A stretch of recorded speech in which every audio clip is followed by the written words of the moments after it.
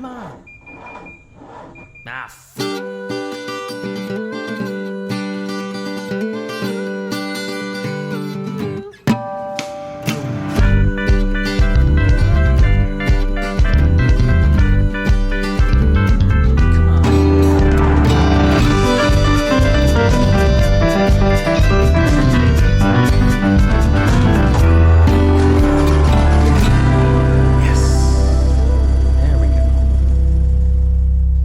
Hello, everybody. Welcome back to the only podcast produced by three two-time winners of IMSA's Spirit of the Race Award.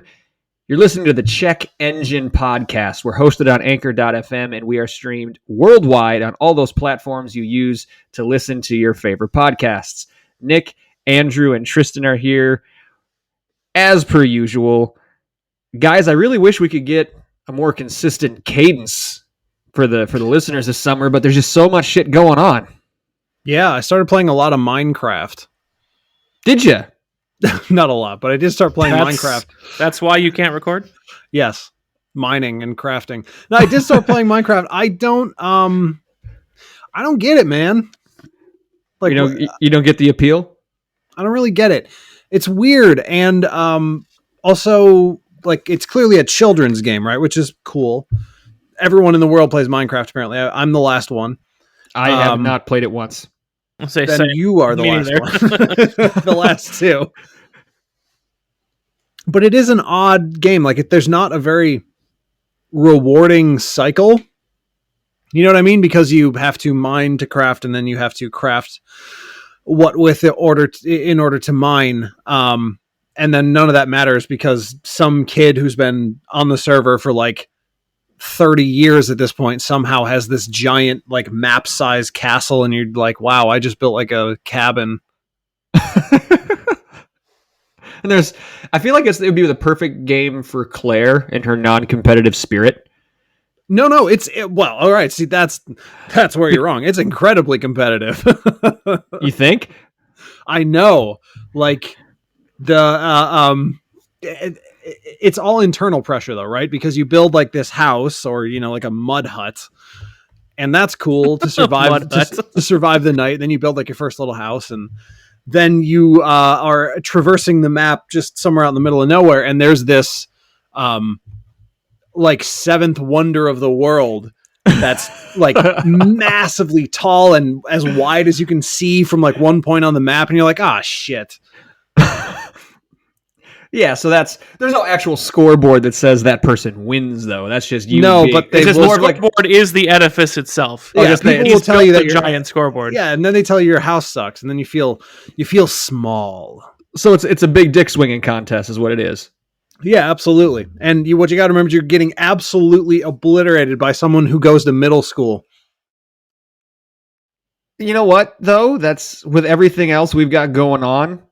That's not something that concerns me anymore. I expect kids to be better than me at video games at this point. Yeah, definitely strong saying. That's why I don't play online games. That's right. I shouldn't, but I do anyway. I play single player all the time. Fuck multiplayer. Exactly. I have enough time with a hard enough time with the AI on most games. Absolutely. I don't need other humans. We are not, guys, a video game or Minecraft podcast, although I'm sure one exists. I thought you were going to say we're not an inferiority complex podcast, but I was thinking about saying we're not a big dick swinging podcast. That's just patently untrue. That's not true. We know this. But what we are is a car podcast, so we should probably start discussing some car culture, some motorsports. Do we have anything specific that anybody needs to get to tonight? I have a lot of specific things that I need to talk about. We don't have a specific topic per se, but we will be talking about car things. And I think that I must start with this because, Nick, I accidentally teased the most recent car related updates in my life earlier before when we were in pre-pro.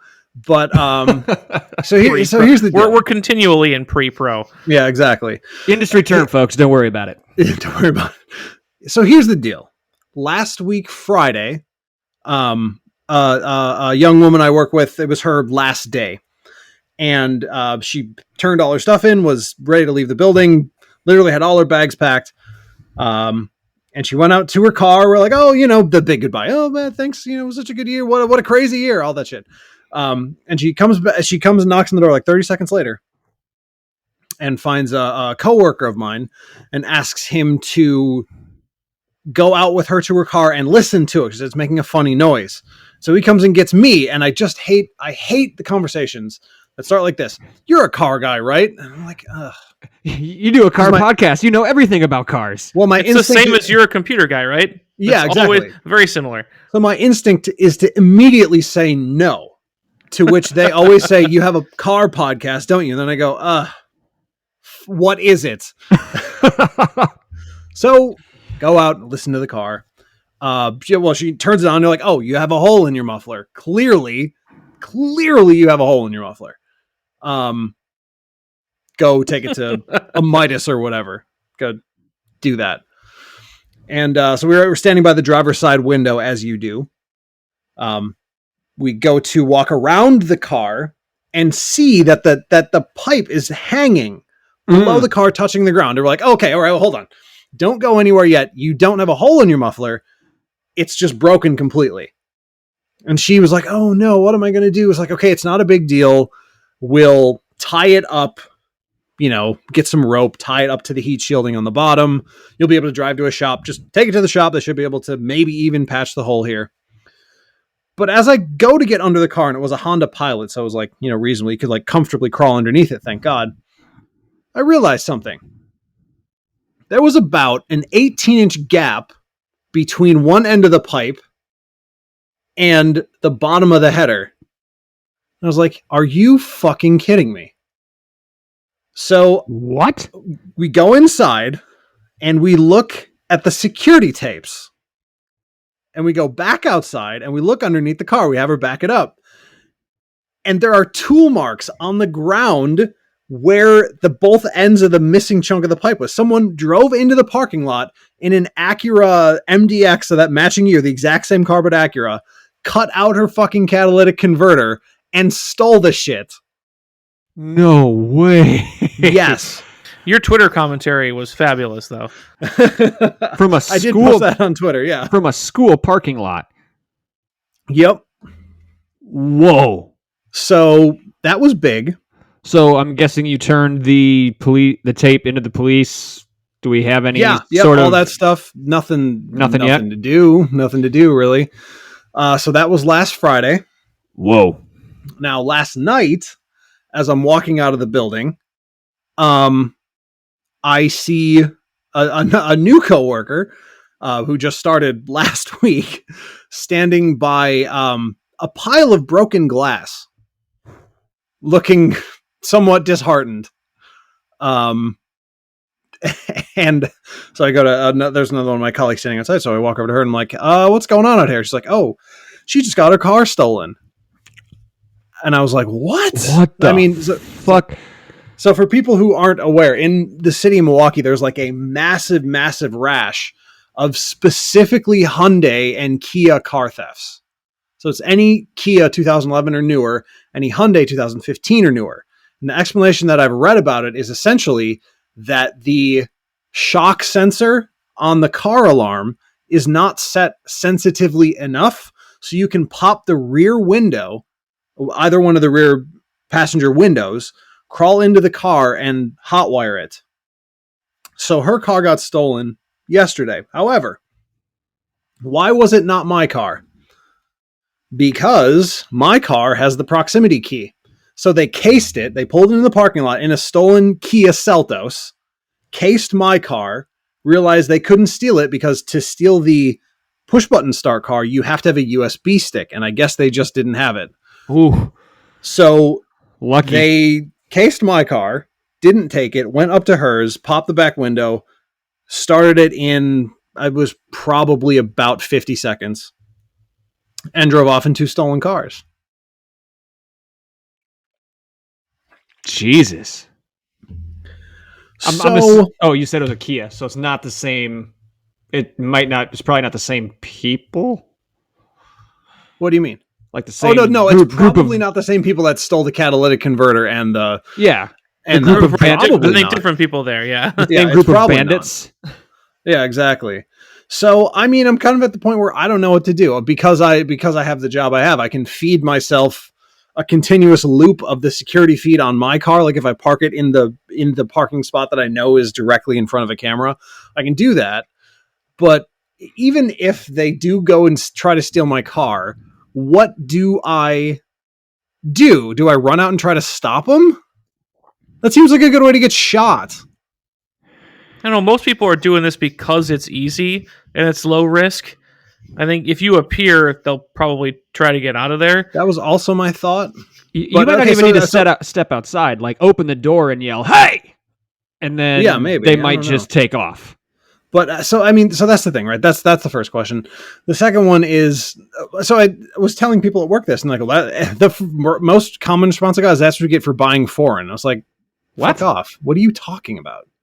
What are you talking about? The reason they're not stealing your 10-year-old American car is a heap of fucking shit. I bought this 4 months ago. What are you talking about? That was number one response. Number two response is, well, don't keep anything valuable in the car. It's the car. I don't keep anything valuable in my car. It's a car. The car itself is valuable. Well, yeah. It's a whole car. What are you talking about? I don't know. So that's why I said in pre-pro, I will definitely be up to Road America on Friday evening if I still have a car. Wow. I did not see that coming. I thought it was just like in the shop.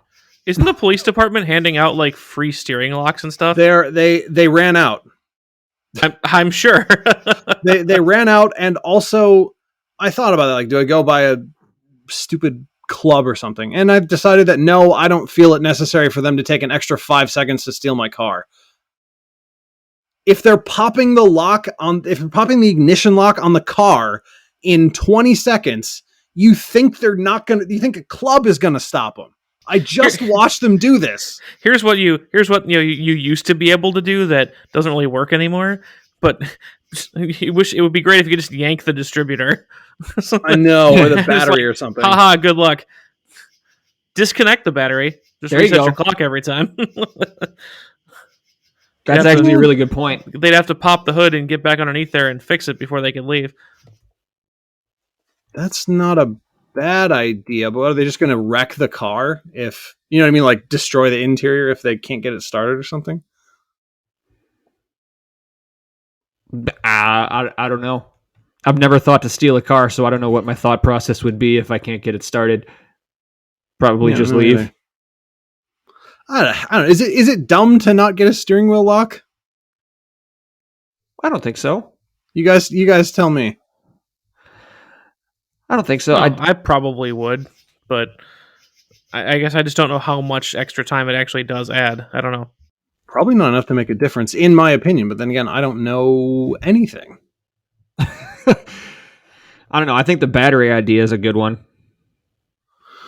So I'm just trying to think here. With the proximity key, if I do take the battery off, then I got to figure out where the key entry is to the car, because I also have to lock it. I think it's behind the driver's. Well, don't thing. say on this podcast. What if they're listening? They could go look. They can use their eyes for that one. I'm not worried.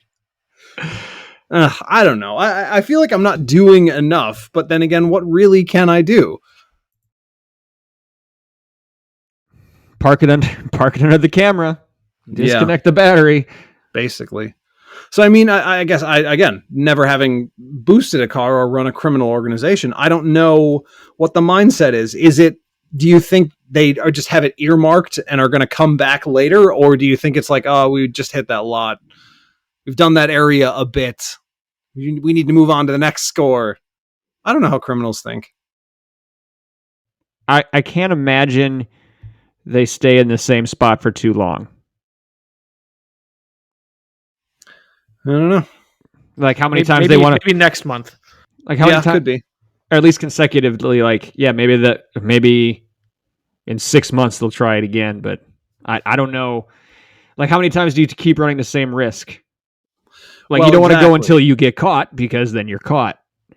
That's true. That's true. I mean, yeah, I don't know. It seems like a weird situation. So yeah, I mean, I didn't like read into it too much simply because there is a pretty significant element of if it happens, it happens, and there's really nothing I could have done about it. But also you want to know a bit. So this has been apparently an issue known about as far back as like the beginning of this year. Mm-hmm. And right now it's just like a massive surge of it in Milwaukee. And, yeah, I honestly think that when the advice is get a club, then it's, so there's no advice. Pretty close. Unless there happens to be a police officer like driving by at that exact moment, you're probably fucked. Tuck an AirTag underneath the floor mat. Yeah. So, if they got an iPhone, they'll tell you where it is. Well, I mean, I have the Hyundai like connected car app. They'll be able to find it. That's not going to be a problem. Mm-hmm. Like it has the tracking, it has remote shutdown and lock and horn and lights and all that shit. But is any of that going to make a difference? If they steal the car, they're going to fucking steal the car, and then they either disable that and sell it, or they find it and it's completely trashed. Like, what's the better outcome, even if my car does get stolen? It would be funny if you are watching it on the cameras, if you could use the app to like set the alarm off. You can. It's just not that fast. I tested it today. Oh, it takes about. I mean, it's instant, Tristan. So it's between 45 seconds and about a minute to get a command actually out. Yeah, my remote start for my Subaru is a little faster. Like from the car door to like by the time I like walk into a gas station or something, it's usually started when I like leave the dog in the car and then leave it running, that kind of thing. Sure. Huh. So I thought that might be, if it was faster, it would be funny to see him jump. Yeah, I mean, it's just when you see it on a camera and then put it in on the app, like my remote start on my key fob is way faster as well. Right. But through the app on the phone, it just takes longer. Yep. Yeah, I don't have a key fob remote start, so interesting. Yay! Oh, shit, man. Yeah, what are you gonna do? I don't know. Who else almost got the car stolen this week? We did not almost get a car stolen. We did not steal a car. However, we did acquire one in a legal fashion. You purchased a car. Yes, Claire got... Or were given a car. Claire got a new car. Oh, shit! Hey. It's been weeks. Did you go buy the Camry TRD or go purchase the Camry TRD? No, because Claire found a killer deal at Racine Hyundai. I'm shouting them out on the podcast for those of you who listen. If you're looking for a new vehicle, find Colin at Racine Hyundai. So it was a lease, a 2019 Sonata that was a lease, turned in early before the end of the lease. So it was one owner, 20,000 miles, no accidents, complete service record. It was bought at or leased at Racine Hyundai, serviced at Racine Hyundai, returned short of the lease term to Racine Hyundai, and they wanted under 20 grand for it. Nice. Because they were just trying to move it off the lot. They wanted to get rid of it. So that's crazy now. That's a really weird thing to say right now. Yeah. Yeah. He showed me the numbers. They were actually selling it at a loss. Why? What's wrong with it? I didn't care. We were getting a car with 21,000 miles, 2 years old, no accidents, full service record for like $19,000. What engine does it have in it? I'll get back to you. That would be the question. If it's the one everyone's having problems with. That might be. That would be that 2-liter, right? Yeah, I think that's the one. The 2019 Sonata. Yeah, because it was the Slipstream engine was in this model year and newer. The older one is the Theta 2. Or the 1.6 Theta 2, which does not have problems the same as the 2-liter. let's see. May face an annoying issue early. Huh? What are you doing? I'm just looking up which engine it is. What trim? It was the SE. 2019 Sonata SE. Hyundai's not big on multiple engines per trim levels. Yeah. Although they do it occasionally. 185 horsepower. That could be the 1.6. 2.4 liter. 4-cylinder. Dun, dun, dun. I do think that is the Theta 2. Well, so far it's been just fine, except for she did run over a screw and her right rear tire started deflating within the first week.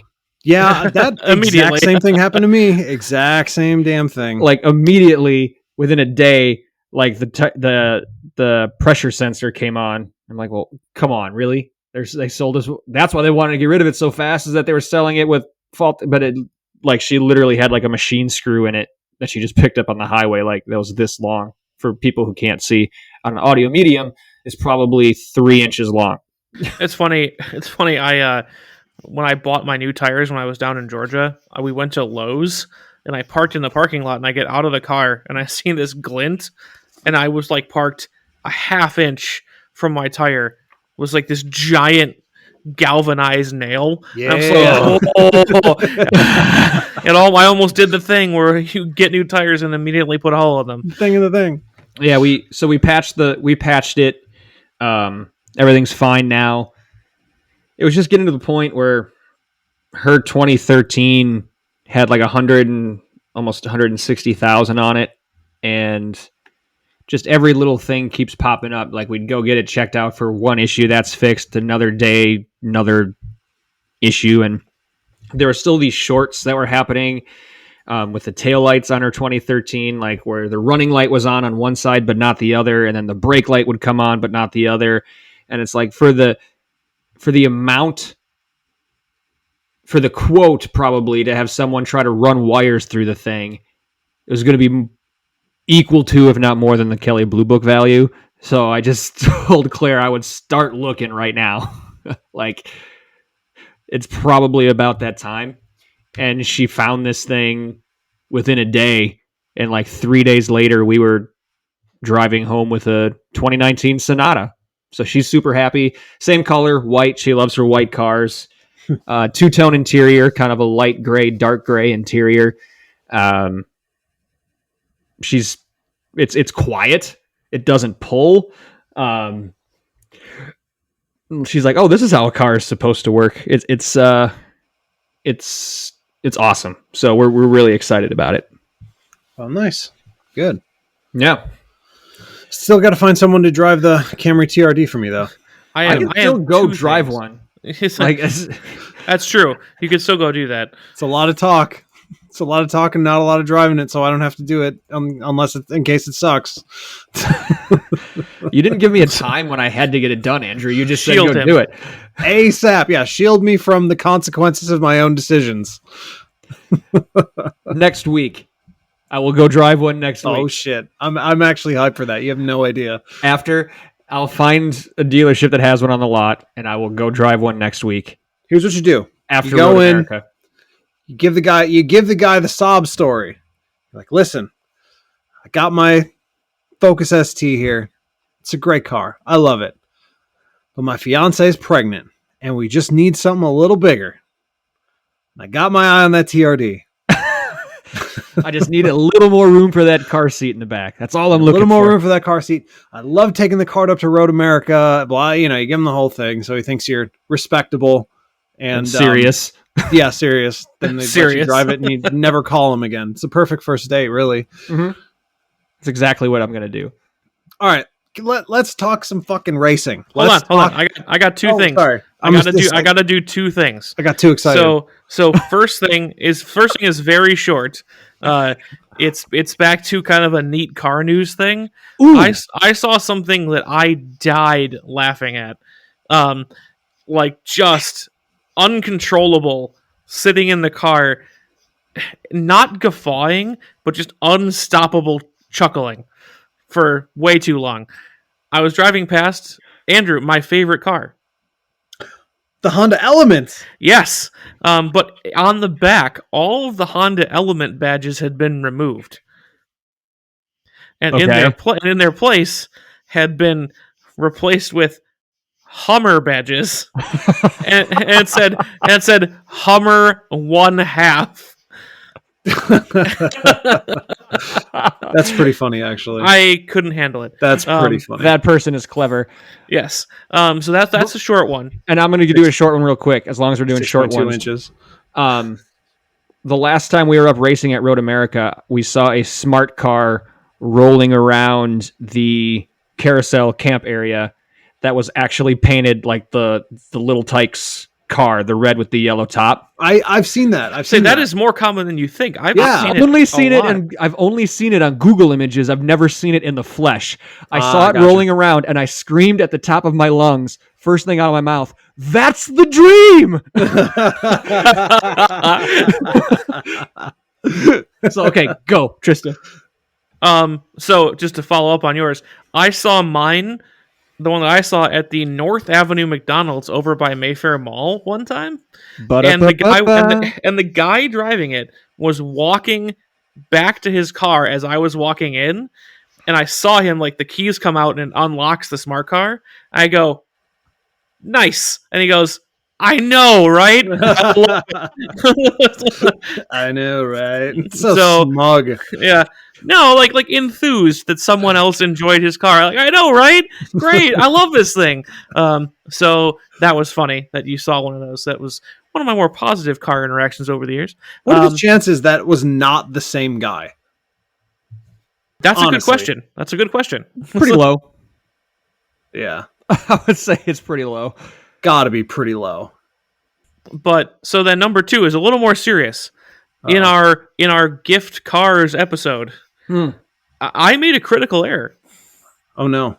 I overheard pieces of information. Do you need a stop and hold penalty? We haven't done one of those in years. I mean, this should be just a straight DQ, a straight murder. Yeah. And I have to apologize to my mom. Oh no! Because I heard that she liked it secondhand. And I'm not gonna say I shoulder all the. I'm not gonna say I shoulder all the blame. I will pass 50 cents of this buck up to my dad because he related to me the story that he one day told me, "Hey, your mom likes that car." When a Carnival commercial came on the TV, and like then told me that she saw it on Facebook, right? And I was like, "Oh, cool! Like I'll sneak that in there. Like she doesn't know that I know that she likes it, so I'll surprise her." And Nick, you posted the pictures for that episode on Facebook, and she goes, "A minivan?" And I was like, what?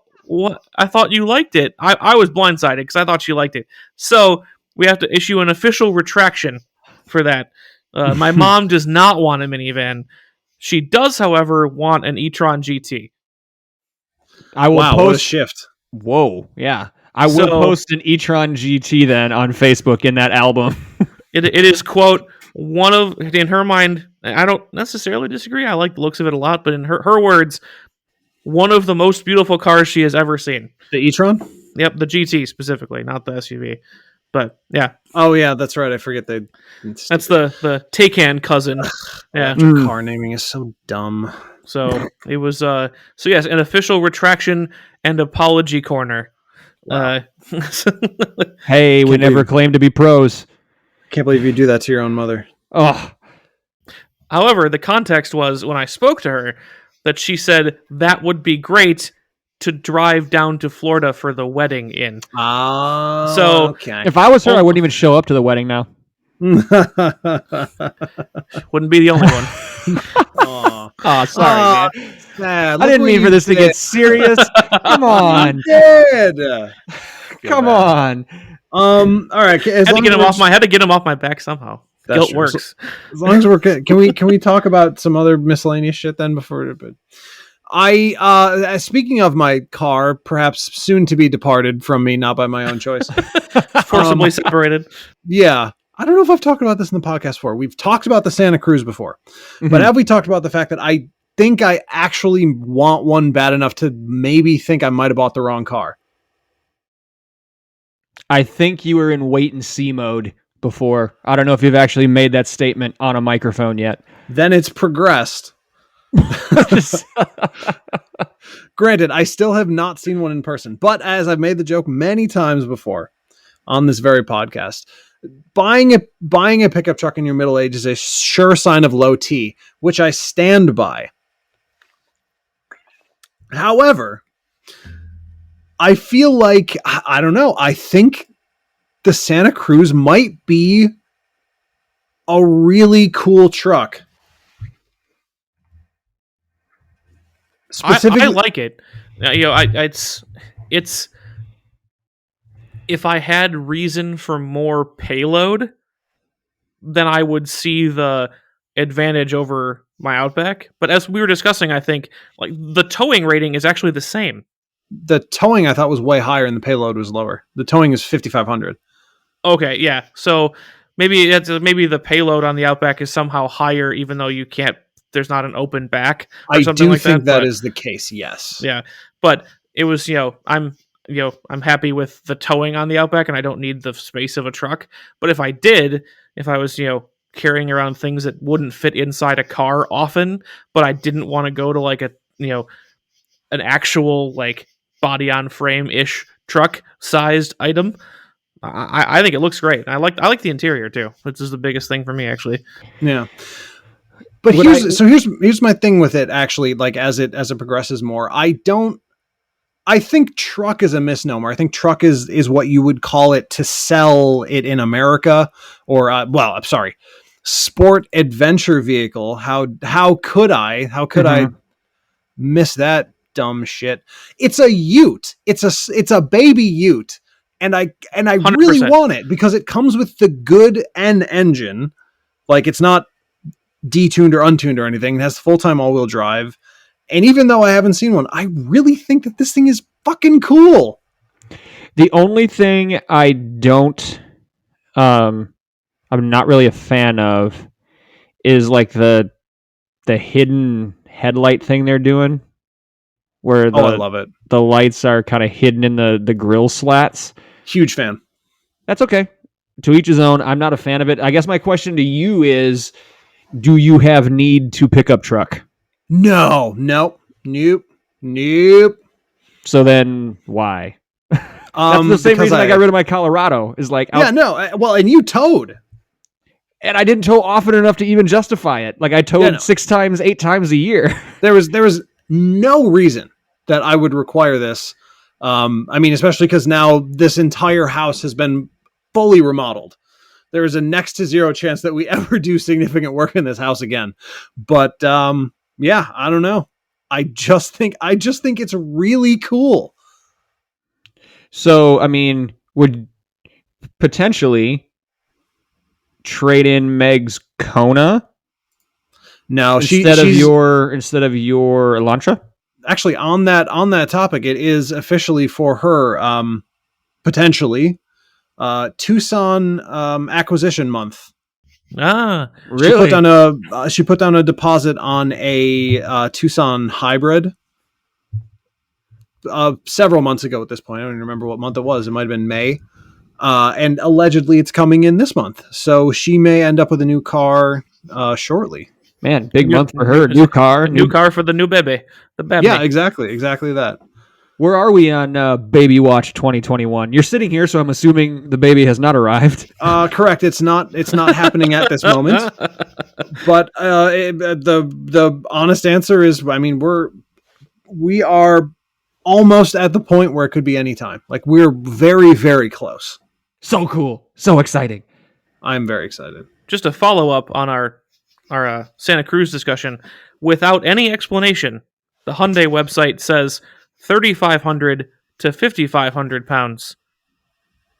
Meaning for there's only one engine and there's no packages to put on it. So how do you make it more or less? There are sorry, the answer to your question is the H-Track.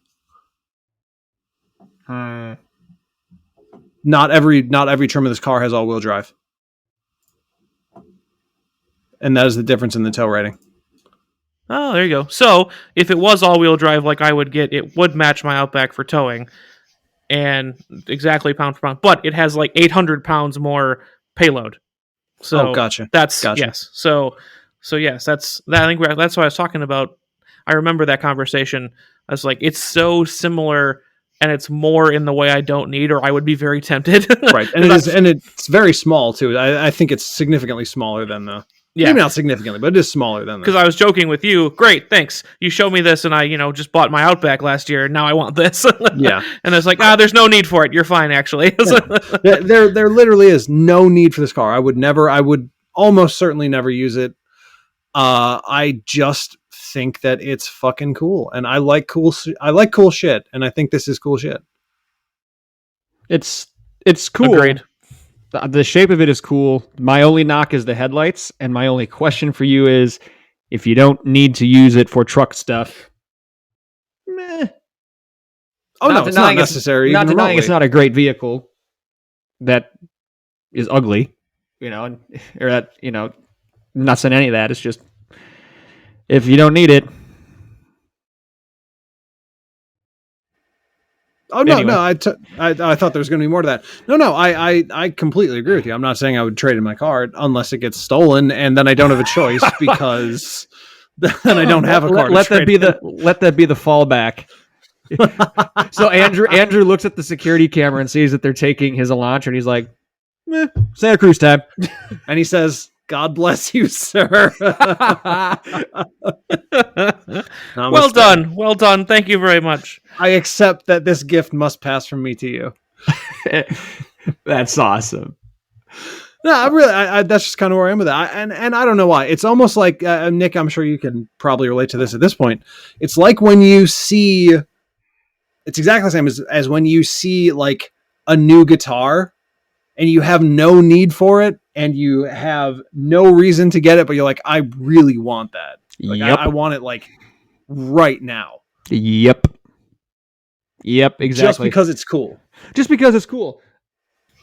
thing I get when I see new things with screens and buttons. I have 4. I play one of them. Yep. And yet I still... Oh... You need it. Did you get his audio break up too, Andrew? Yeah. Uh-huh. Yeah. It was so funny. I'm still going, like, I'm seeing things like pop up for like reverb. I'm like, ooh. Yeah. That ESP does look fancy. Ooh, it's a dangerous website. Anyways, that's where that has advanced. I have some acquisition syndrome for the Santa Cruz. It may be one of those things where I'm hoping that when I lay eyes upon it, finally, I'll be like, oh, it looks really titchy. But I don't think I'm going to care about that because whatever branding they slap on it, this is a Ute and it's a cool one. Hey guys, here's a blast from a past episode. The Santa Cruz is massaging Andrew's want glands. It is. Gently. Milk those want glands. Milk it. Get my want milk. Want milk? Not anymore. Never again, in fact. All right. Let's talk some racing. All right, let's stop being a bunch of idiots and I know you talk about racing like a bunch of idiots. I know I know you want to get to it, but it would be a good point before we change topic just to mention how people can find us on social. So let's just get that out of the way right now. So we'd like to remind you how to get a hold of us if you do feel so inclined. So we mentioned Facebook already. We mentioned Twitter. Facebook, you can find us by searching Check Engine Podcast. Andrew, where are you tweeting the tweets in the Tweeterverse? At Check Engine Pod. I do try to put real content on that when I have it, including stolen cars and whatnot. So check that out. Yeah, for sure. And Tristan, they can find us on Instagram where? Also at Check Engine Pod, and I've been supplied a few listener-provided images that I will be posting after the Road America content. So you'll see it fire back up this weekend for Road America, and then I've got some stuff in the in the back pocket. So hopefully we'll be a little bit more active out there. We have backlog content for Insta for the first time ever. How about that? So be sure to like, follow, share, post, DM, reach out how and when you can. You can ask us questions that we can answer here on the show. You can let us know what you like about the show, what you dislike about it. You can give us ideas for topics to discuss, all that good stuff. So thanks in advance for that. Now, Andrew, finally, I'll let you run with it. Let's talk motorsports. All right. Well, F1, right? We have to talk about F1 because I mean, for the second time ever, I was present for and watched the entire length of an F1 race with my wife, actually, who loved it because it was the most unbelievable race I've ever seen with my eyes that was not 2019 Michelin Cup. Yes. Where the leader lost the race in the last 10 fucking feet of the track because he hit the pit road button. Remember that last lap? Yep. Oh my God. I watched that like once a month. Anyways. Yes, it was. I mean, F1 this year has been. I went back to this the last time we talked about it. Netflix is just got dollar signs in their eyes right now for Drive to Survive. This has been the best season for content for that show, and the best season I think I've seen in Formula One probably since young Alonso and Michael Schumacher were duking it out for championships back in, was that 05, 06, sometime like that? Yeah, like, that was like when we graduated high school. Yeah, that it's been a really long. Maybe Rosberg Hamilton in, what was that, 2016, where Rosberg won the title and then just said deuces, I'm out. That was pretty cool, but it's been we'll say that at least 4 or 5 seasons since we've seen anything like this. Both Williams finished in the points. We had Esteban Ocon. But wait, hold on. Is it? Should we review results first or start from turn 1, lap 1? Where Valtteri Bottas decided to go bowling. Oh, man. Which is funny because, Andrew, as I told you, I came in like almost exactly halfway through the race with like 35 laps left to go. Yeah. And and I'm like talking to him about all this stuff, and I heard mention of some crash at the beginning of the race, but I had no idea what it was like. Yeah. And he's like, it's literally lap 1, turn 1. Go to the beginning, you'll see it. So I watched the entire race too, but I watched it in a weird Tarantino back half, first half kind of thing. Sure. But it was easy to find. Yeah. I mean, but what are you going to do? Like, I gotta say, it's not as I get more into F1 because I'm currently interested in F1 at the same exact level that I have been since it became a sport this season. And, but God, is it ever hard to want to continue to watch this sport when you see that a lap 1, turn 1 incident involving 5 drivers? I think So both Red Bulls, a Mercedes, both McLarens, a Ferrari, and an Aston Martin. 7. Yep. Okay, so 7 total, and I think 5 ended up going out. 4 went out. Yes. Anyways, it's really, really hard to see that not involving Lewis Hamilton, PS. And then the reaction on all of Twitter is Hamilton did this. Fuck you. Shut up. What are you? Don't be an idiot. Don't be. What are we doing? Please, Valtteri, would you kindly hit that McLaren so that it hits the Red Bulls, both of them? Could you please do that for your teammate? What are you talking about? Don't be so stupid. Yeah, that's ridiculous. And the whole, the Red Bull Mercedes drama had been going on since Silverstone. Red Bull apparently files a protest for a bigger penalty for Lewis, and Mercedes claims that they're attacking Lewis's integrity and it was a personal attack and this and that. And it's like they're throwing body blows now between Christian Horner and Toto Wolff from the other side of the pit wall. Yep. And then this, like, both Red Bulls, just wrong place at the wrong time. It was absolutely Was it a mistake from Valtteri? Hell yeah, it was a mistake. But was it intentional? No, he got a shitty start. He got overtaken by 3 or 4 guys. Yeah, pinched. They hadn't raced in the wet at any point that in time. So there was no reference point for them to fall back on as far as track conditions, tire temps, anything. He outbraked himself and he caused a melee. In the meantime, Lance Stroll, a few cars back, said, "Hold my beer. Anything you can do, I can do better." And he ended up going through the grass. He added grass as an element to his before he took out Leclerc. Yeah. Oh, that's right. He did. I forgot about that.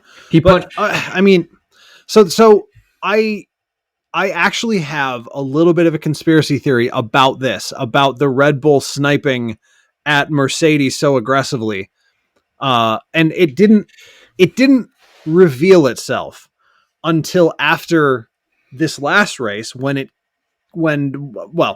rumor that I heard is that Max may need another engine, which would put him over 4 for the season. Nick, if you can remind me what the rule is, 3 or 4 for the season, something like that. I don't know what the allocation is for the season. I forget the number, but if you go over it, there's a grid penalty for going over that engine allocation. But there's also a fine. Power unit. I guess it may not be the motor itself. It could be the hybrid system. It could be XYZ. It could be anything. The power unit.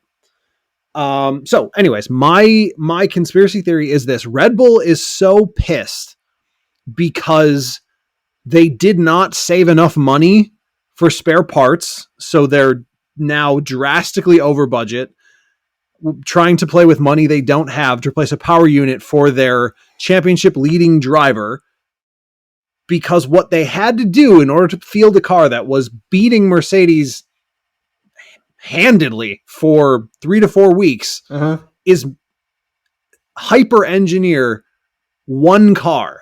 And they didn't save any money for anything else, because that's what it takes to beat Lewis Hamilton in a car as good as Mercedes has.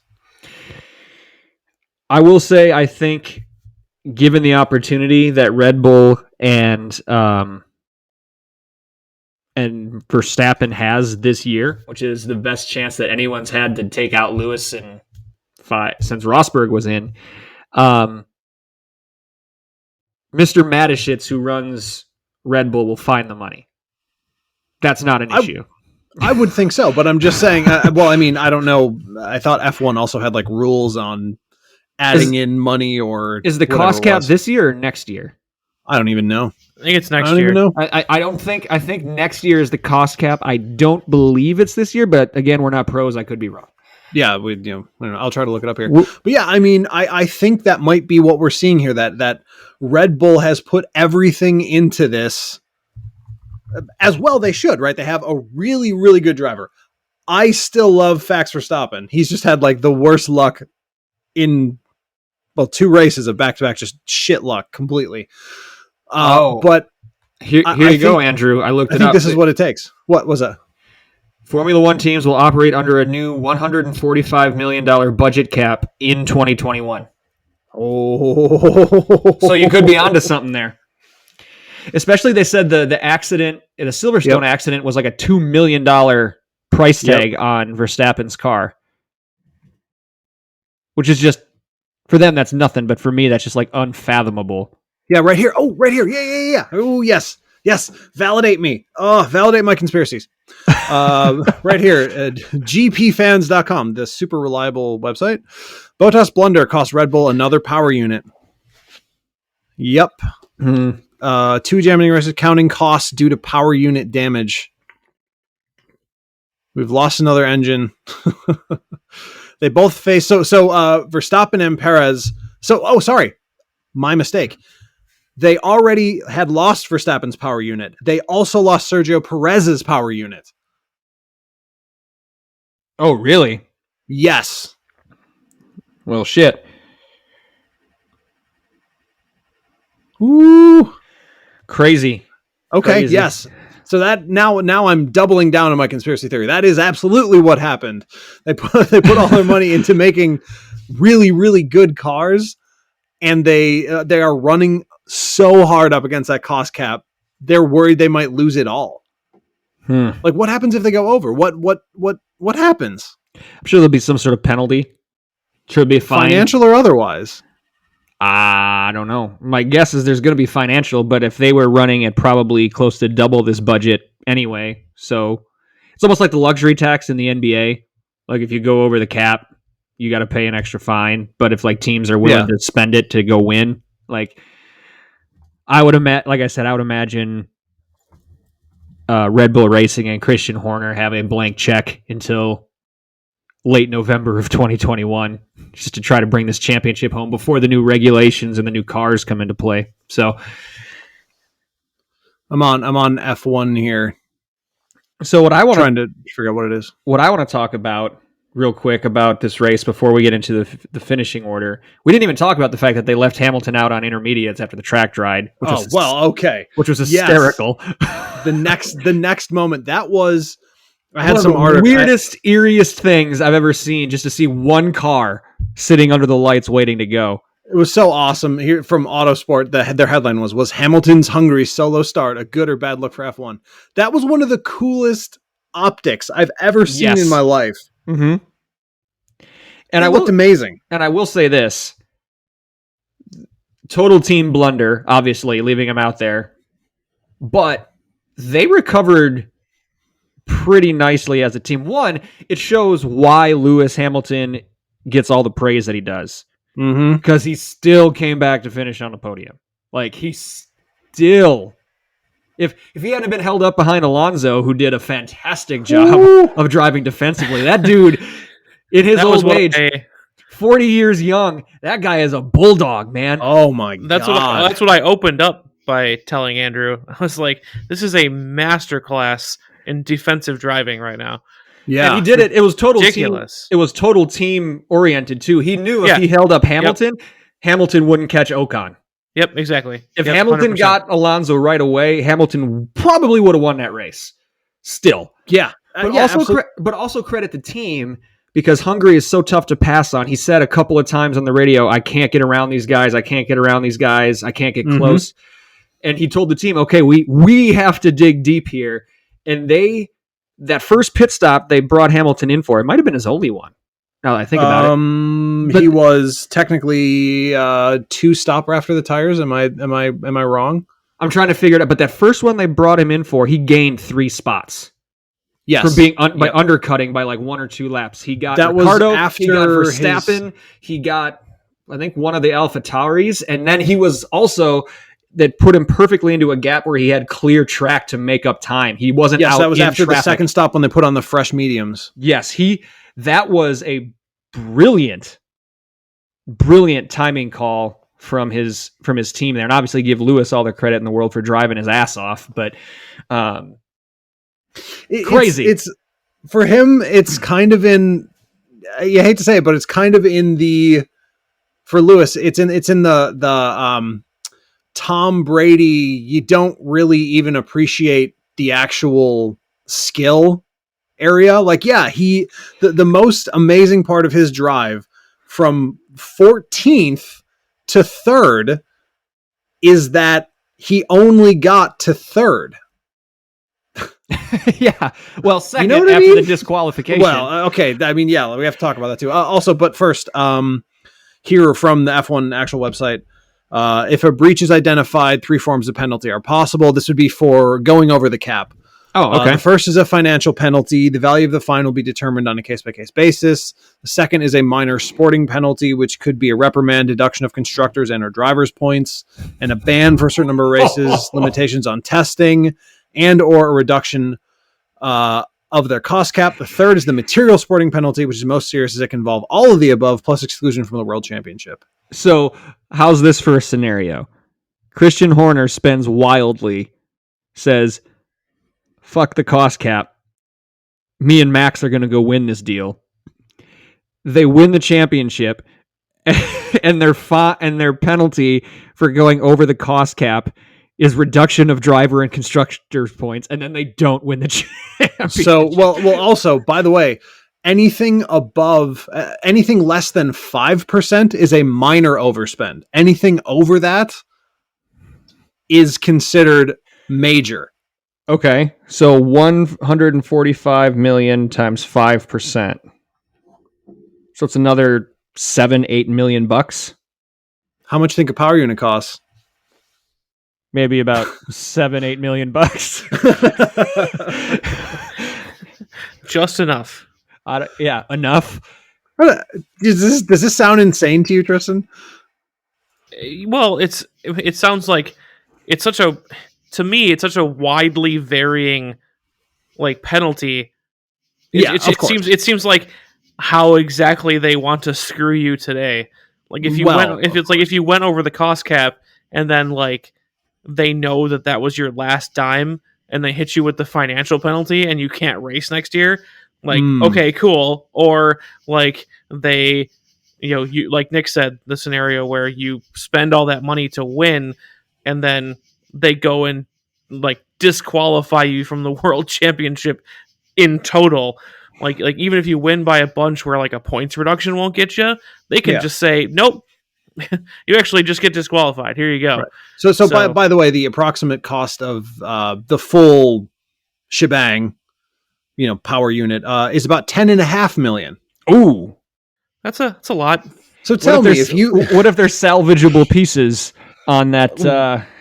Yeah, right. But I mean, so tell me if you're the team principal of Red Bull with a driver and a car, who are unquestionably not just good enough to be winning the championship, but be dominating it, and you got to run a shit luck where you wreck 3 cars in 2 weeks. How are you going to be if you know you're uptight against? How are you going to act towards the team that wrecked your car? Okay, so I'm going to say, I know it seems like kind of a weird statement, but let's remember that there's still over half the season to go. Yeah, of course.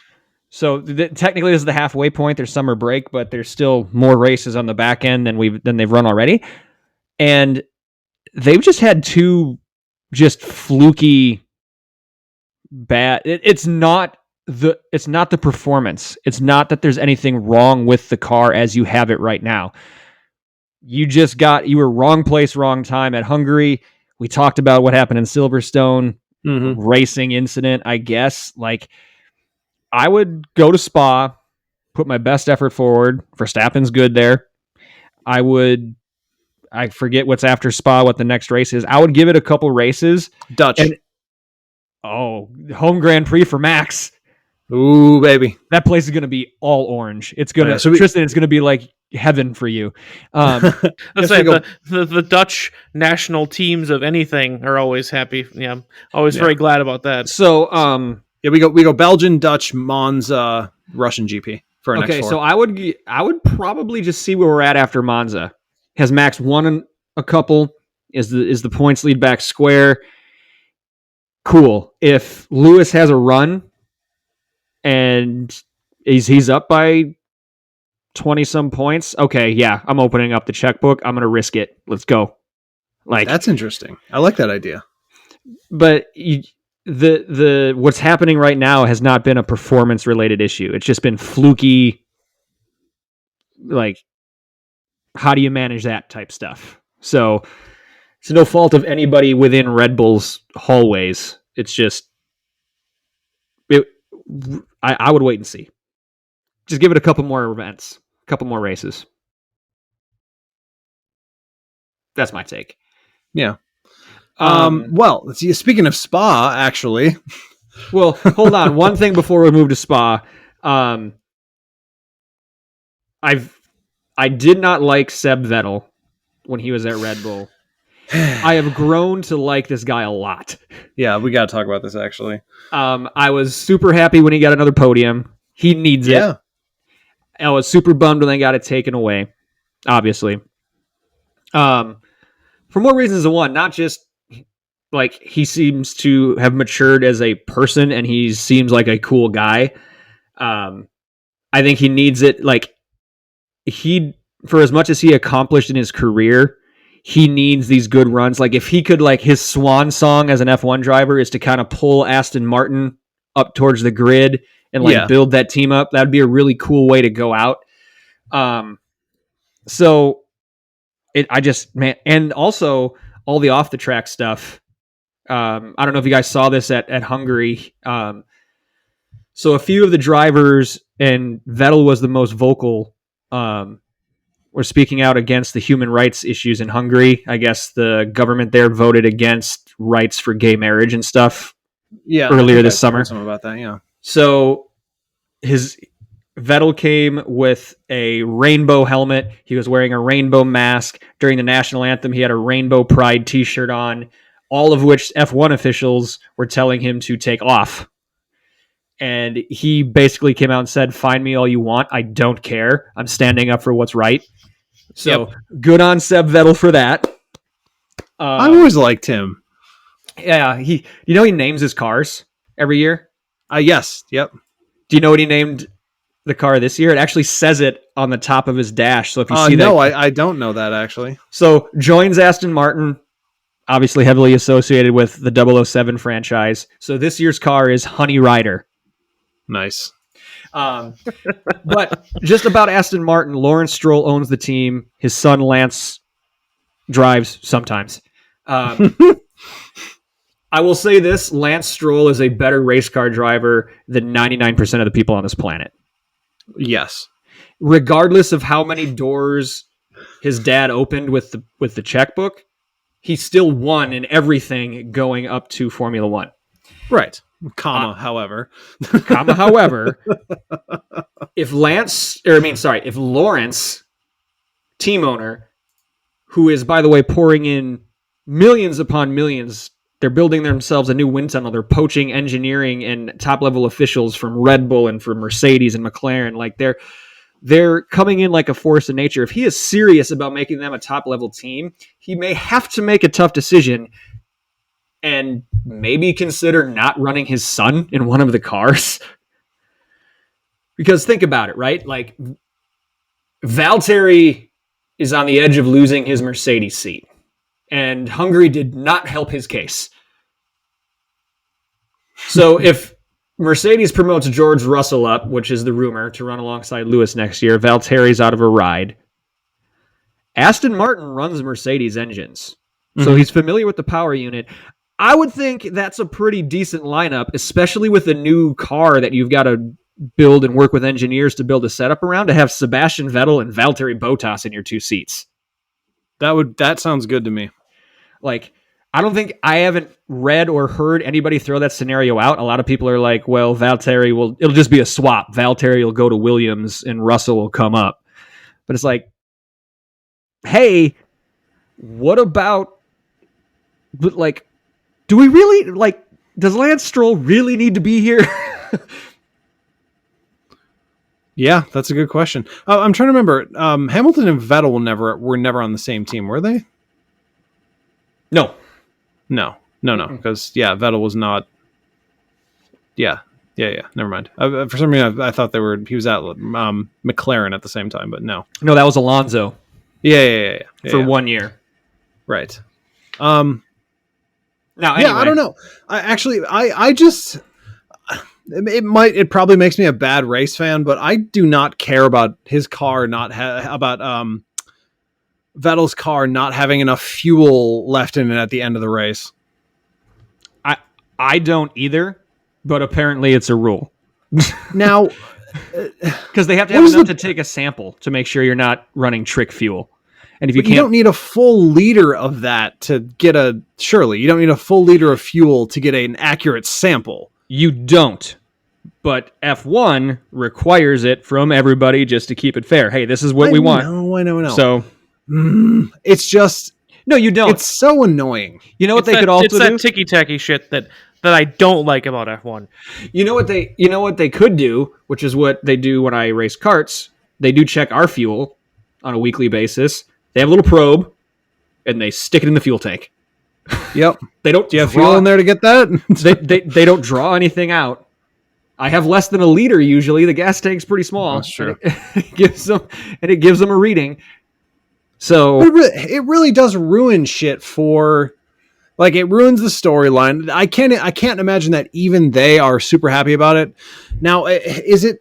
I was trying to suss out in my mind the reason why you would have to have at least 1 liter of fuel in your fuel tank after a race. Is it A, to test like you said, which I thought was probably the least likely? Is it B, to prevent people running extra rich mixtures or force feeding fuel, richer mixtures into the engine to increase compression? Is it to make sure everyone's racing with the same weight so people aren't underfilling? You know what I mean? Or is it just all of these things, and it just makes for a really shitty race outcome when someone gets screwed out of a podium for something dumb like this that no one cares about? I think it's everything you just said at the end there. It's all of the above. You can find reasoning from, FIA execs, and it does. If my guess is it didn't create a performance advantage for Seb. Like, it didn't take away from the fact that he was putting pressure on Ocon the entire time. He was probably faster. He said that on the radio. I was faster. Just couldn't find a way around. Like, he drove his ass off. He drove a really good race. And he's become a big-time fan favorite. And because of something like this, which, again, didn't even give him a performance advantage over anybody else, you take away his podium. Like, that's bullshit. Maybe take away the constructors' points, but don't take away the driver points. Like, he still earned it. Like, you don't need to. There's got to be a middle way somewhere. You'd think. It's just, it does really suck. It makes it so much less enjoyable for what was. I mean, we didn't even cover all the incidents in the race. And we've been talking about this for 40 minutes, almost a half hour. We didn't talk about everything that actually happened in that race. It was, I tweeted out at one point after the pit road crash, I was like, this is a bloodbath. Yeah. And I mean, there's just so much stuff that happened, and for it to be Ocon that won, for it to be a 14th to podium finish for Hamilton, for it to be Vettel on the podium again, it really couldn't have gone better. And then for the next day to be like, fuck Sebastian Vettel. He used too much gas by 0.7 liters. Throw that out. And it's just like, no, I don't want to have to deal with that. You lose me at that. I don't care anymore. It's like the fail Mary. You know what I mean? Mm-hmm. No, Vettel won. The Packers won. You can record it any way you want. That's not what happened. Exactly. That's like with the NCAA too. Like, we're going to delete this from the record. For your NCAA championship doesn't count anymore. It's like, poor Reggie Bush. Well, they played the game and they won. So yeah, it does count. Give Reggie Bush back his dignity, man. Yeah, for sure. He didn't do nothing. Yeah. Well, it was funny that you mentioned the fail Mary or the inaccurate reception. Yeah. That because I looked it up the other day for some reason, because someone was talking about, like, for whatever reason, the person I were talking about couldn't remember which stadium it happened in. That was Seattle. So I had to look it up, and I went, Qualcomm. Jesus, that happened in 2012, dude. It seems like 2 seasons ago. No. So my friend. But hey, one other bow just to put on the F1 thing. Congrats to Esteban Ocon, by the way. Oh, absolutely. First time winner. That's pretty cool. You don't see that very often in Formula One. You can't, man. It was such a crazy race. Every smallest aspect of that race, you could literally pick apart and find something that you'd A, hadn't seen in decades, or B, had never happened before. And we got to move on because no one wants to hear this. We're not even an F1 podcast. Yeah, we're not. We can move on to, as you alluded to now 15 minutes ago, Andrew. Speaking of Spa, 24 hours of Spa happened last weekend. And I sent these guys 2 clips, one from the first hour, one from the last hour. We're not going to go through the entire thing. There's just a few things I want to touch on here. Number one, there was, Spa is known for the corner complex up the hill, Eau Rouge and Raidillon. Super fast, lots of testicular fortitude required to go through there quickly. Full speed up a hill. Blind. Is it left, right, left? Left, right, left. So the But first slight. the slight Tricky slight. Slight left is downhill. You're at the bottom, Yes. and you're bottoming out for the right, and then as you crest the hill, it goes back left. So you're going. Yep. You're blind cresting a hill with a slight left, so the car is getting really light as you try to turn. Also, you haven't lifted, so you're probably at 170 miles an hour in a GT car. 160, we'll say, to be safe. Like, crazy corner, and it bit people this past weekend. First, and the crazy thing, I'm watching this race, right, and it goes full course yellow, and then it goes safety car, and they said, crash at the top of Eau Rouge and Raidillon. And then it was like a safety car for an hour.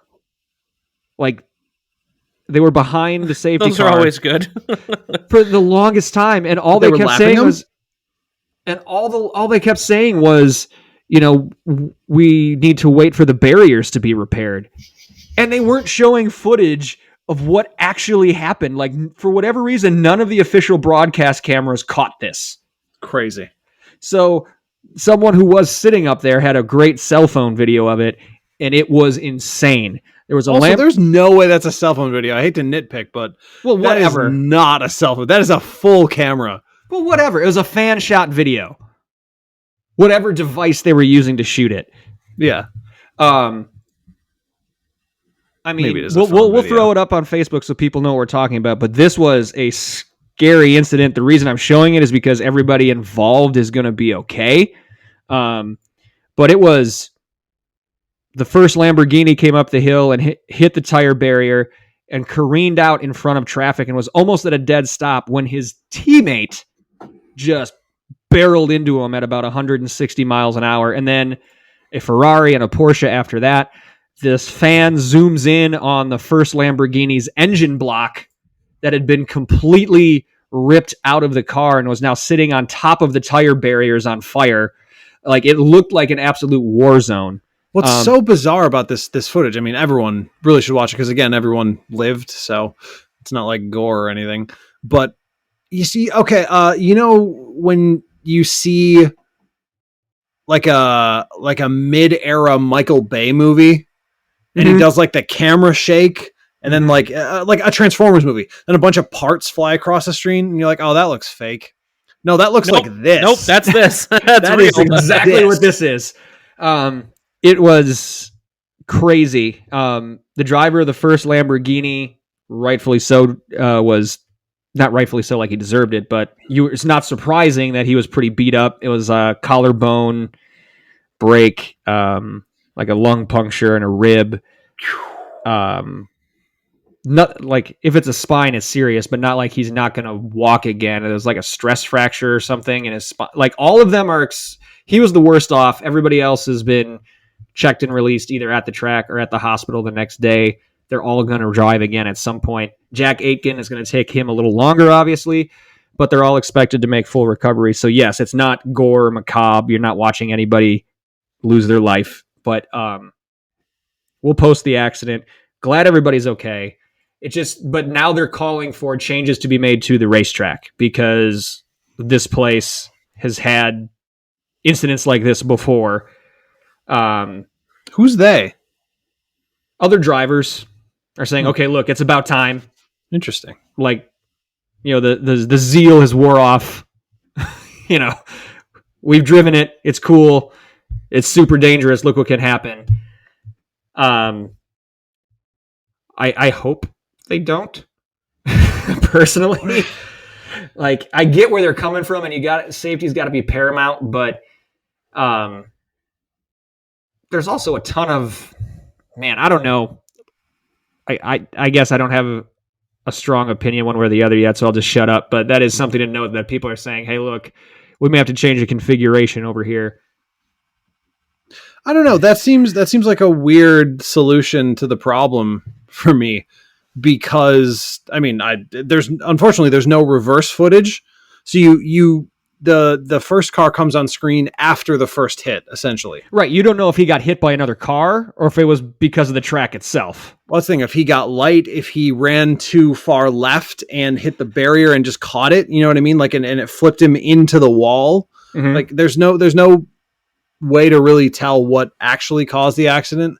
And the fact that you're coming up a blind hill through a blind corner is what caused the rest of the crashes. But also, given speed, that could have happened kind of anywhere. It reminds me of what happened. I mean, way back, was this 16, 17, that appalling Mazda crash on the back straight at Road America, where the year they had the diesel Mazdas, and it just destructed because he nicked the wall on the back straight through the kink. Yep. And like you said, Andrew, like, was it because they couldn't see? There was that one where I think it was an R10 came over the hill. The Audi R10 prototype car came over the hill and just blew up a 911 because it couldn't. Not at Road America. I think this was at Spa. There was like a hill, not that same corner, but there was like a dip, and then it went like down. And then, like, in the dip, there was a 911, and it's so low, and the vision is so limited on those prototypes, he couldn't see it over the nose of the car, and just blew it up because, he had a yellow out, and like, so brakes came on, but he couldn't see anything and just went right into it. Yeah. So we have to race in parking lots now, so everything's all flat. I mean, I would hate to make a slippery slope argument about something as ultimately unimportant as this, but that kind of is the question, simply because it's like the track feature. Mm-hmm. It's a thing that people know about. It would be exactly like people saying, I got to get rid of the kink at Road America. That's hard. That's dangerous. Yeah, it's actually really fucking dangerous. And that's why you see... That's why we leave it to professionals. Right. Well, more to the point, that's why you see the Stones drivers pass at the kink, and the people who don't know how to that don't have it mastered drop back. That's why you see action there, like hot, heavy action, but only when the people are actually really, really good. Like that is a man from Boys Corner. Mm-hmm. And it's part of racing. Like it's not an indictment of anyone driving on a racetrack to be like, oh, he doesn't keep his foot all the way flat up Eau Rouge. He doesn't take the kink at full speed. It's not an indictment. It's just that some people do it and some people don't. Right. Yeah, I get what you're saying. I hope they don't change it. I really do. At least not till I get a chance to drive it, selfishly. So we'll leave it at that. But speaking of Stones, the last hour of this race, the teammate to the Ferrari in the crash, at the time the car was driven by Alexander Pierguidi. I'm going to say Pierguidi. I think that's how they were pronouncing it. So in the last,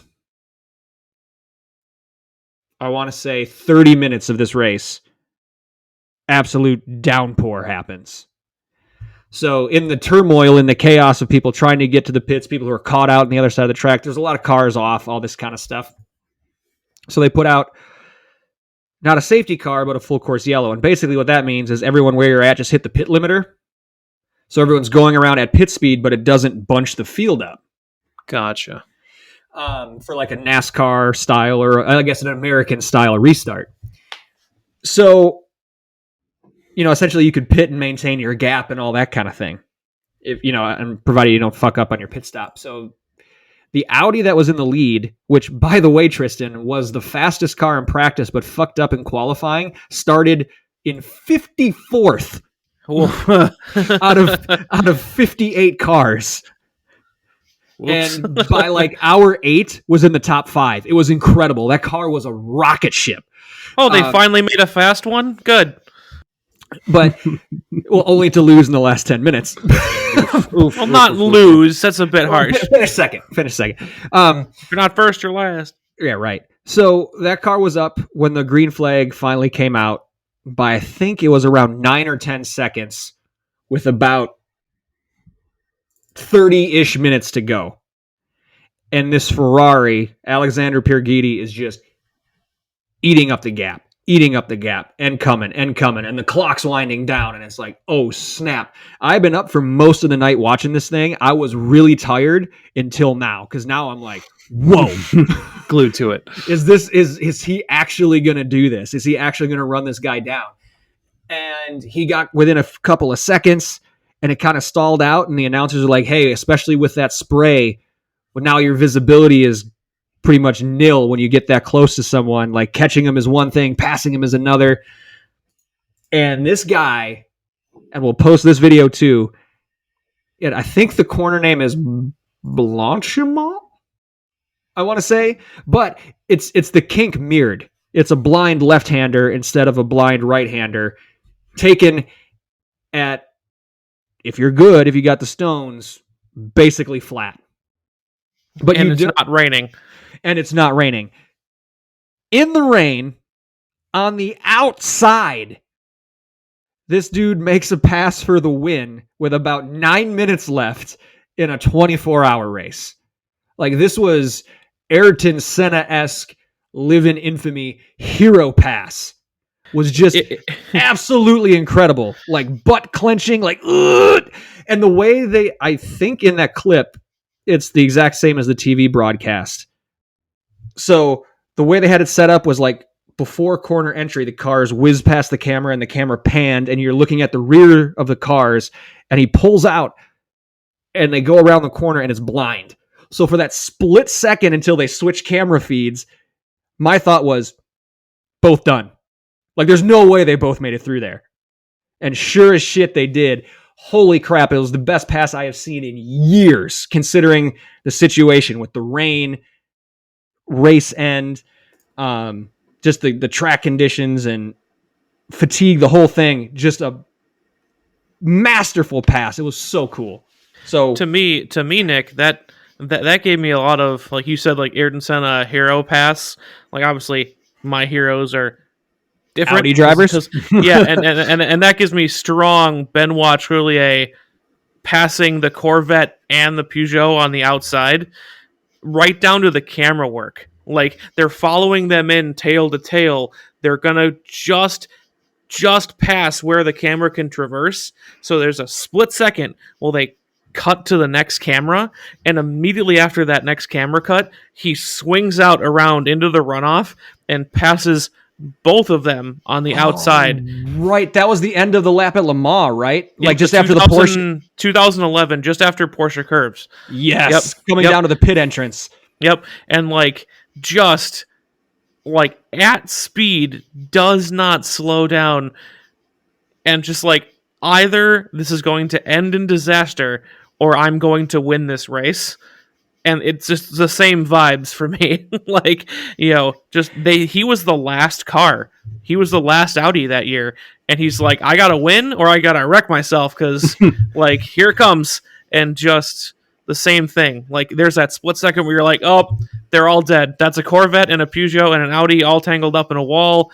What is happening? And then it cuts to it and it just goes right around him. This is like why I am such a fan of this sport, is like, and you can say the same thing, like, for watching basketball, none of us can do what Giannis does or LeBron James. None of us can do what Tom Brady can do.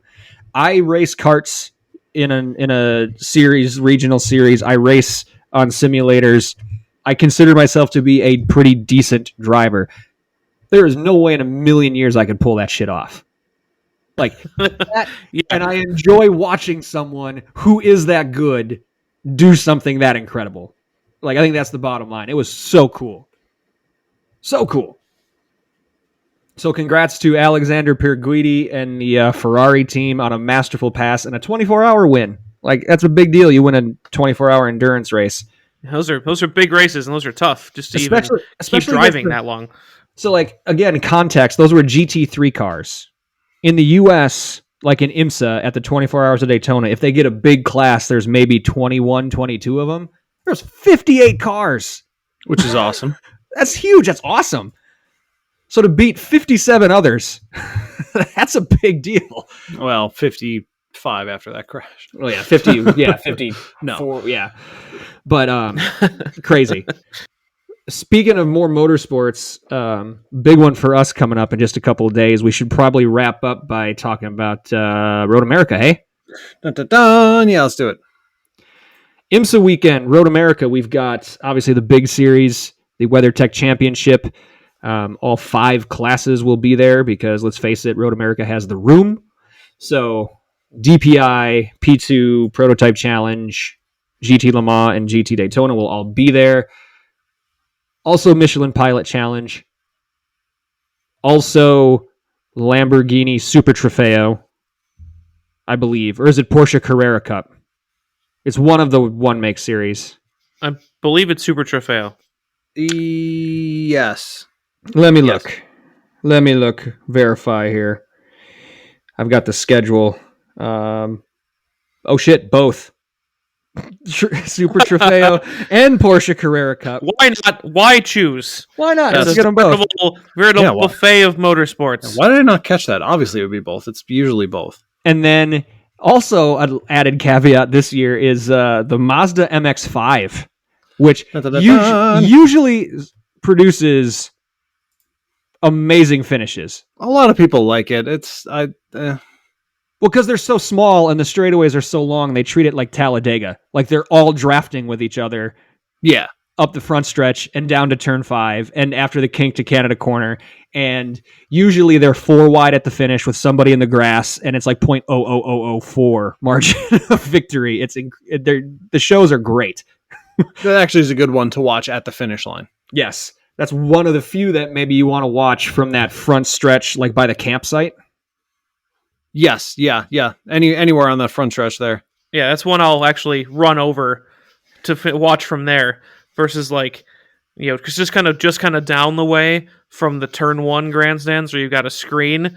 Yes. But then you watch them come into turn 1. Yes. I won't bother to go back to the finish line for a lot of stuff, but I will for those. That's a good one. That's a good one. Yeah. It's, man, it does feel good to get thinking about being back at the old grounds. I haven't been there in a year. It's been too long. I haven't checked the weather. Hopefully the weather's going to be great. I think it's going to be a little Friday toasty. is not going to be great. No. Friday is going to be, Check Engine Podcast must be at an IMSA race. It's fucking 90 and 100% humidity. Really? And raining. Or rain. Let's see. Yeah, Friday, 82. Precipitation chance, 50%. It's like all day. Yeah, it's pretty much. Yeah, there's no it's over in the morning. And Sunday is going to be the hottest day, and Friday and Saturday are going to be pretty nice, but rainy on Friday. So the one day I'm not going to be there is going to be the nicest day, Saturday. Yes. Andrew, you're not there Saturday? Coming up on Saturday, right? I will be there Saturday. Yeah, I mean, just schedules. This is what it looks like now for this year. That we're missing each other on various days. Yeah, I'll be there once. For once, I'm the one going to all 3 days. That's true. That's very true. I'm going to be there Friday and Sunday. So the 2 days that it's going to rain, it looks like. And it does say scattered, so maybe it misses us. Maybe it's not like a front that keeps going all day. Right. It rains and then it moves on. We're done. So hopefully that'll be the case. Did you see the roster? Did you see the announcements for the driver fan forum on Friday, Tristan? No, I did not. So I can't remember if they have 5 or 6 drivers going. 3 of them have been guests on this show. Why are we not running this? Right. So Aaron Telitz, Ryan Eversley, and Catherine Legg are 3 of the drivers going to the fan forum. And 3 separate interviews, too. Yeah. And then I know Andy Lally is another one. I believe Jordan Taylor, which is going to be great. And then I think there's one more, but I can't remember, and I feel bad for that one person I'm forgetting now, if there is. But at least 3 of 5 were guests on this show. So, and hopefully we'll get a chance to catch up with those folks in person. Bozy Tetarevich, our past guest, is also going to be up there working with Aaron Telitz on his car as a mechanic. So look forward to wandering around and seeing them and actually saying, hey, shaking a hand, maybe grabbing a beer or something, and not just doing our communication digitally. Yeah, absolutely. So going to be great. I love that place, as we say all the time on this show. So not going to be as crowded as NASCAR too. Little space to spread out. A little space to spread out. Yeah, it's not going to be as crowded as NASCAR. Saturday is my favorite day any day. So Pilot Challenge race, man. I just love it so much. And they've had a good year. We get to see Murillo racing again. You guys can do the grid walk on Saturday and say hi to Jeff Mosing, as is tradition. Yeah. We're going to be out our communicator, Andrew. I don't know what we're going to do. Yeah, you guys got to take it upon yourselves. We'll figure something out. Man, it's going to be a good weekend. I'm so looking forward to it.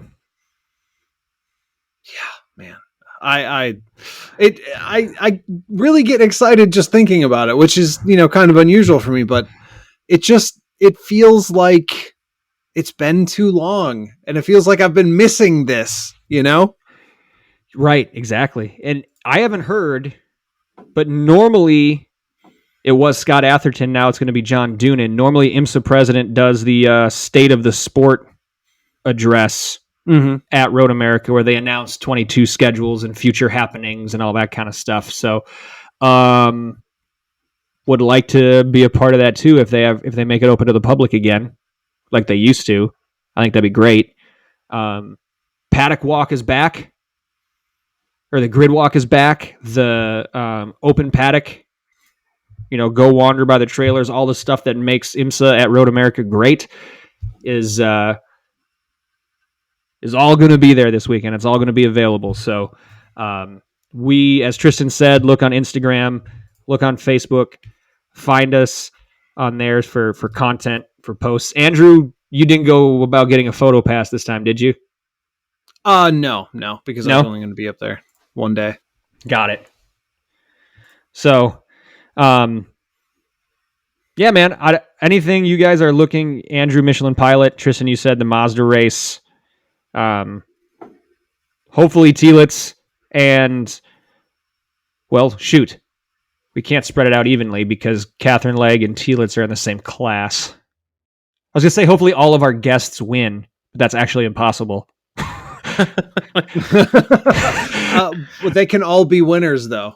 They can all do well. Because Eversley can win TCR. Murillo, they haven't been guests, but they're awesome to us all the time. Hopefully we'll get them on soon. They can win the GS class on the same day, same race. Yep. And then that leaves Telitz and Legg, who are both in the GTD category. So 1-2 finish. We don't care the order. Yeah, exactly. You guys figure it out. You guys figure it out. Race amongst yourselves and figure that out for us. But as long as you're 1-2, that's all we care about. So, can't wait to get up there early Friday morning. I'll be up there as the gates open, 8 a.m. Tristan, you're camping out the night before. Yep, I'll fall out of bed into my car and then roll over to the gate. It'll be great. I just had like a Pee Wee Herman-esque montage in my head of you being in what looks like a car tent. You know what I mean? Like it's on top of your car. Yeah, rooftop outside tent. View. But instead, when the alarm goes off, you roll through the sunroof hole and somehow land feet down in a new pair of pants. And then just drive out, and then you see that the car tent was actually just like on stilts. I don't know. Is this a good idea? Do you like this? I mean, I don't know if it's a good idea, but I like it anyway. We can make some content out of something like that, I think. Yeah, exactly. So he falls through the tent, like we string up pants. So he's leg first, and he goes through the pants, through like a sunroof on the car, and then drives the car directly out into the driver's seat. So it'd have to be angled, like he's coming in like, boo, and then, Oh, it's got to have a little momentum behind him then. I think so, because you got to get him in. So you can use the door as the... I don't like being objectified. As the backboard. It can be a dudunk. Like, that's fine. Tristan jumps into his pants, calls glass, and lands in the front seat. Exactly. And then he goes, woo, and just puts his foot down in full speed off to Road America. Turbos a whistling. Off we Exactly. go. Yeah. We need to make that happen. Yeah. I don't know if we can do it this trip because we only have a day now to plan it. But right, yeah. And we need the camera crews and the stunt And we doubles. won't all be there at the same time. So Well, also that. Minor detail, really, in the scope of things. well, if we have stunt doubles, we don't have to be there at the same time. Exactly. We can find another tall guy with a beard that can be me. It's no big deal. They do be around at the track, though. Right? Let's get Bozy. Just paint a beard on my dad. Why don't we get Bozy? We're both bearded. We're both short of hair on top. We're both like, Croatian. Like, hey. He can do it. Yeah, absolutely. Can't right. wait. Let's get out of here, though. Yeah, let's get out of here. I'm excited. We got a ton of cool shit coming up. Hopefully afterwards we can get to a more regular content schedule. But yeah, is what it is. Yeah. So thanks for sticking with us today, everybody, and also thank you for your patience. As we have mentioned, it hasn't been as regular a cadence this summer, but for good reasons. Not Andrew just playing Minecraft.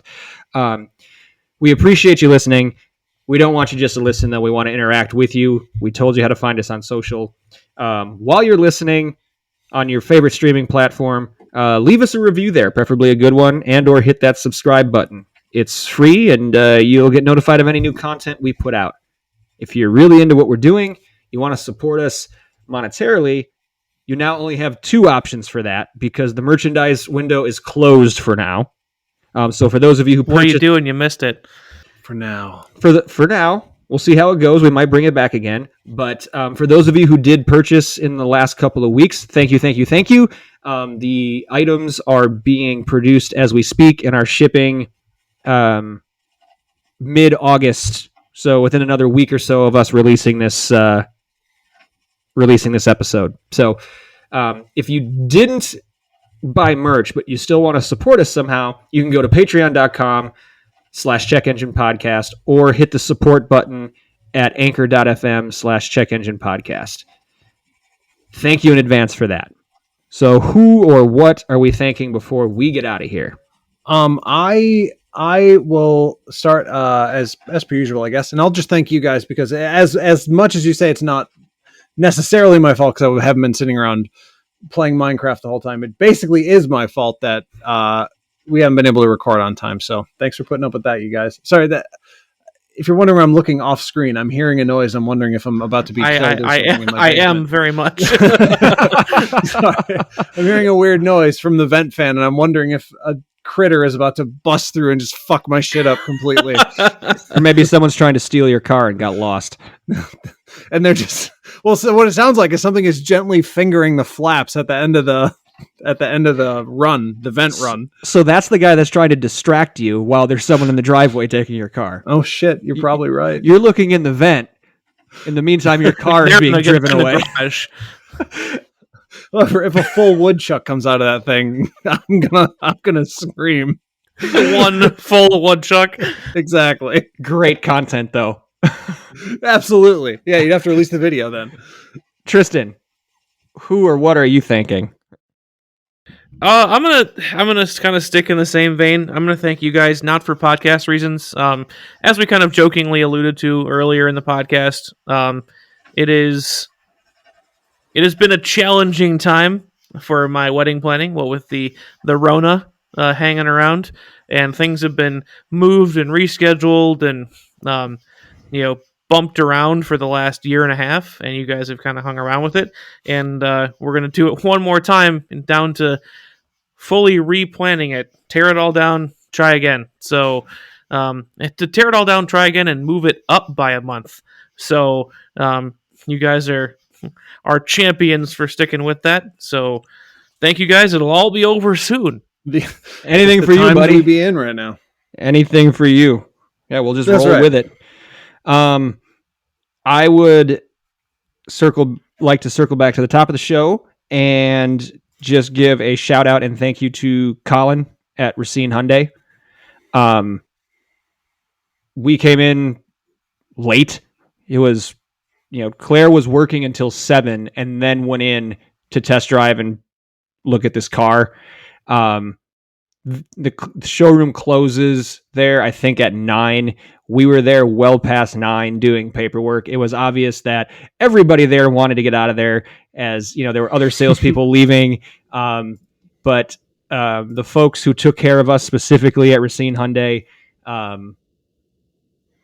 did a very good job. We kept them past their working hours, but they were still great to work with. So if you listen to this podcast, you live in southeastern Wisconsin, I encourage you to give a look to Racine Hyundai the next time you guys are in the market for a car. So thanks to Colin and everyone at Racine Hyundai. And as always, thank you listeners for your continued support. We love hearing from you. We love recording this for you, and we cannot wait to speak to you again.